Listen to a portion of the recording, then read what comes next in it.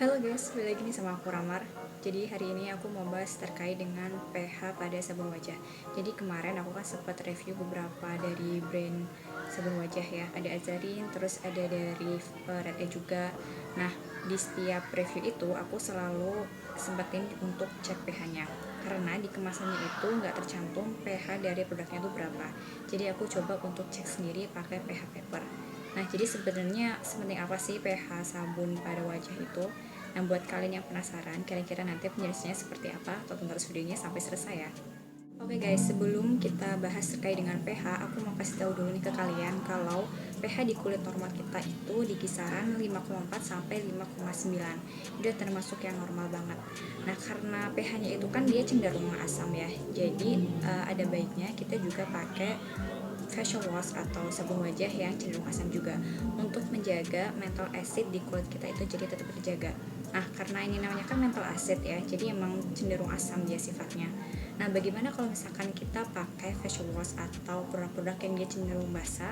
Nah, kalau misalkan kita pakai sabun wajah yang pH-nya basah atau yang pH-nya tinggi, dikhawatirkan itu nanti dia akan mempengaruhi pH normal di kulit kita.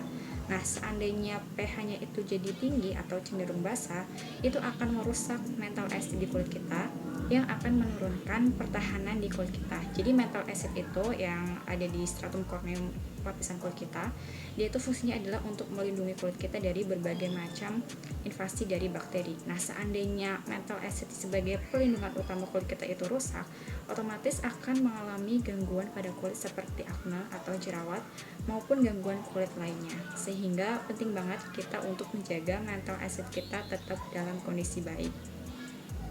Nah, selanjutnya bahan apa sih yang bisa mempengaruhi pH di kulit kita?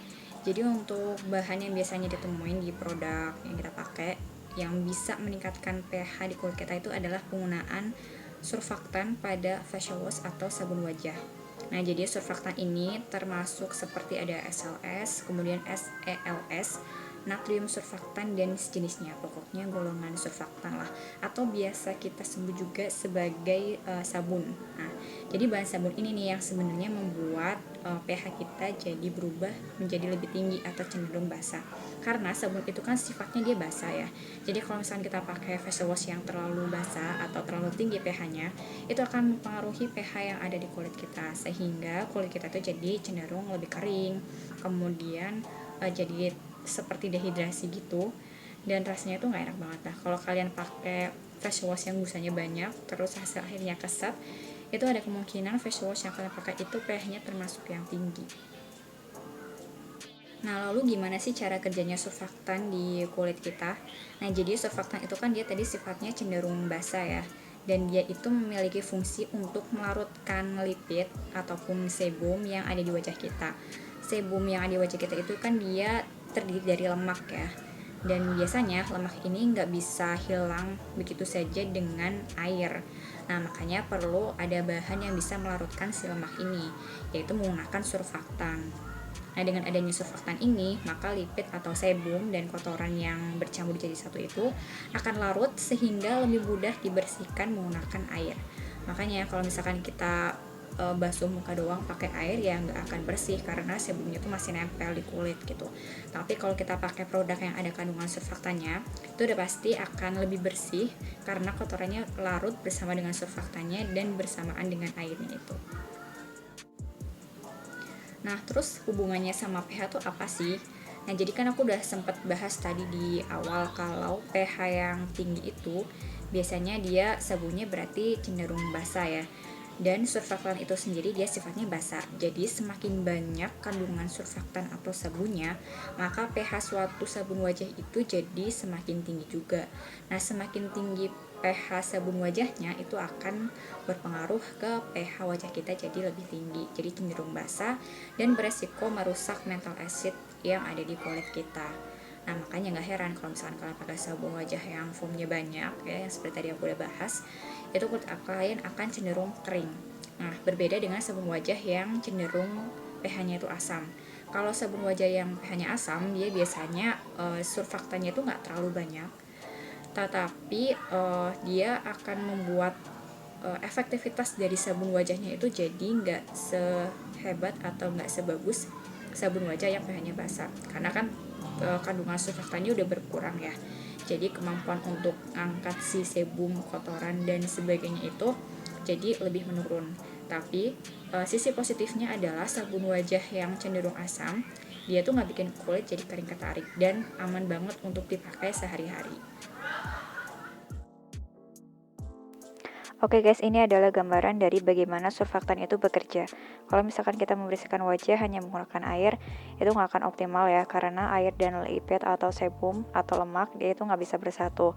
Tapi beda cerita kalau misalkan air yang kita pakai itu udah dicampur sama sabun wajah yang kita pakai. Dia akan lebih mudah dalam melarutkan lipid, sebum, dan kotoran, sehingga wajah kita jadi lebih bersih dari sebum dan kotoran tersebut. Jadinya lebih bersih dari kulit kita. Nah, kalau tadi udah dengar penjelasan aku, mungkin beberapa dari kalian ada yang berpikir kalau gitu sabun wajah yang paling bagus tuh yang pH-nya asam ya.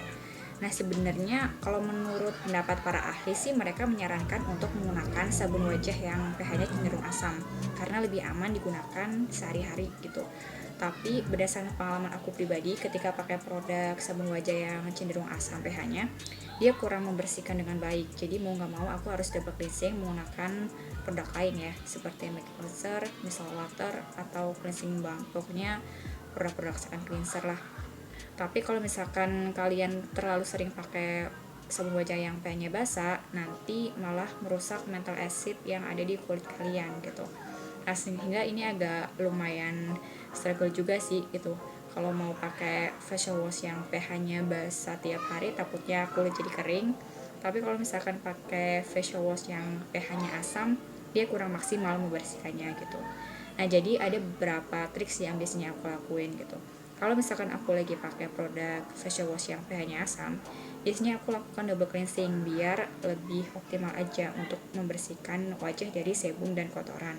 Tapi kalau misalkan aku lagi pakai face wash yang pH-nya dia cenderung basah, biasanya aku pakai lagi toner untuk membuat pH di kulit aku tuh jadi lebih asam lagi gitu. Nah, jadi kesimpulannya untuk pH pada sabun wajah ini sebenarnya mau pakai yang pH-nya asam atau mau pakai sabun wajah yang pH-nya basah, menurut aku dua-duanya boleh-boleh aja, asalkan harus diimbangi dengan trik-trik yang tadi aku sebutin.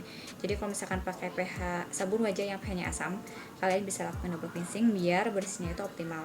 Tapi kalau kalian mau pakai facial foam yang pH-nya cenderung basah, wajib banget buat pakai toner lagi untuk mengembalikan pH normal di kulit kalian.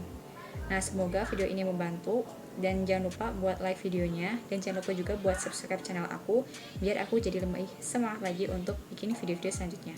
So, kita ketemu lagi di video selanjutnya ya. Bye.